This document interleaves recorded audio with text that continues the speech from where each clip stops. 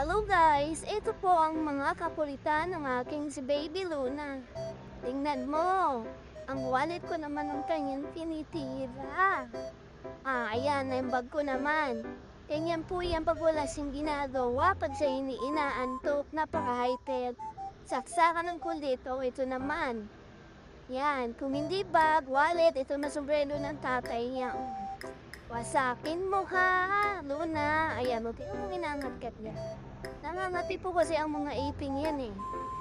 Pasawa yan si Luna eh. Kundi lang cute yan, kinurot ko na yan eh. Oh, ito pang isa, matatawa ka. Di ba si Ule, yung may sakit kong aso, may collar para hindi mabot yung sugat. Pag tinatanggal ko, ayan, pinagtitripan niya yung collar. Tingnan mo. Dadaling niya pa doon sa higaan nila. Yung palang higaan nila, lagi niyang iniihian yan.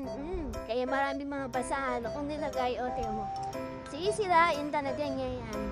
Pag kinuha ko yan, hindi siya makikipag harutan ba yan? Hindi niya ibigay. Tingnan mo, tingnan mo. Buti na lang maliliit ang ngipin mo, Luna. Hindi mo sirain yung collar ni Ate Uleya mo. Yan, ganyan ang mga ginagawa yan ko. Ano na lang pinagngangat-ngat ng batang yan. Oh, diba? Oh, hasjak sa kulit. Oh, ayan naman. May sarili siyang mundo. Oh, naglalaro siya na mag-isa niya.